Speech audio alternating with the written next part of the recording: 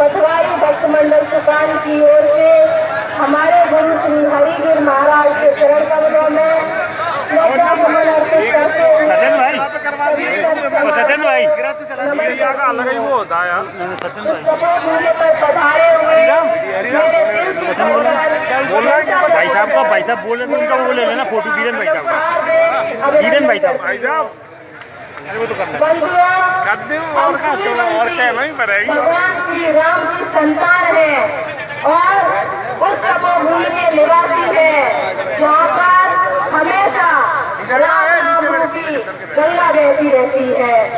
इसीलिए बुराइयां शुरू कहीं से भी हो, लेकिन खत्म चरणामृत मैया की भार में ही होती है। तभी तो मुगलों का आक्रमण यहीं पर खत्म हुआ था। अंग्रेजों का मिस्टर यूं कलेक्टर जनाने कपड़े पहनकर आधी रात को यहीं से भागा था। मृत्युघोष और बारू जैसे राक्षसों को भी आपने ही धूल चटाई थी और आज दहेज रूपी दानव को मारकर अपने बच्चों के भविष्य का फैसला करने के लिए एकत्रित हुए हैं। हम यहाँ पर अपने बच्चों के भविष्य का फैसला करने के लिए एकत्रित हुए हैं, जिसके लिए आजादी से पहले महात्मा गांधी ने कहा था कि दहेज सबसे बड़ा दानव है और दारू उसकी जननी है।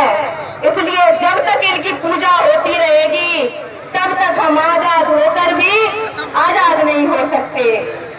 इसीलिए सन 1961 में इन्हें रोकने के लिए कई कानूनी एक्ट बनाए गए, लेकिन रुकने की बजाय ये और भी शक्तिशाली होते गए और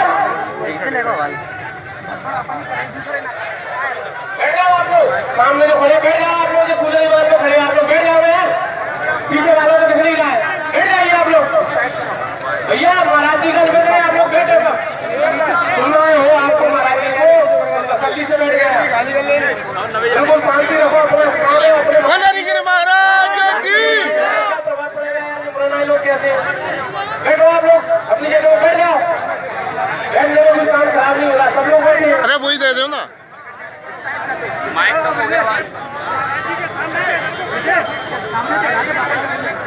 बंधुओं, शांति बनाए रखे, मैं 2 मिनट का समय लूंगी। और पिछले 3 सालों में ही देश में लगभग 8,233 महिलाएं दहेज दानव की बलि चढ़ गई, यानी हर 1 घंटे में 1 महिला की मौत। भ्रूण हत्या और मासूम बच्चियों की तो गिनती ही नहीं है, जबकि गुरु महाराज के अनुसार एक बच्ची की हत्या हजारों गौ हत्या के बराबर होती है। और आज तो हजारों बच्चियां रोज दहेज दानव की बलि चढ़ रही हैं, अबलाएं जिंदा जल रही हैं, लोग लालच बढ़ता ही जा रहा है, रिश्ते नाते टूट रहे हैं, प्रेम भाव खत्म हो गया है, बच्चियों की शिक्षा और सुरक्षा खतरे में पड़ गई है, मानवता पर मानवता हावी हो गई है। इससे बड़ा घोर पाप और क्या हो सकता है।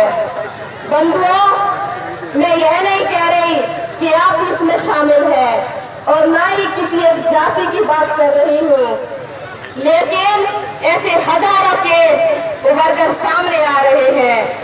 मुझे नाज है अपने समाज पर, जिन्होंने गुरु महाराज के साथ खड़े होकर इन बुराइयों को समूल नष्ट करके हमारा इतिहास स्वर्ण अक्षरों में लिख दिया है, क्योंकि साक्षात भगवान का अवतार है हमारे गुरु महाराज, जिन्होंने इन अदृश्य राक्षसों को मारकर मर्यादाएं बनाकर हमको ही नहीं संपूर्ण मानव समाज को बचाया है, सतियों की लाज बचाई है, बच्चियों की जान बचाई है, हमारी आन बान शान बचाई है।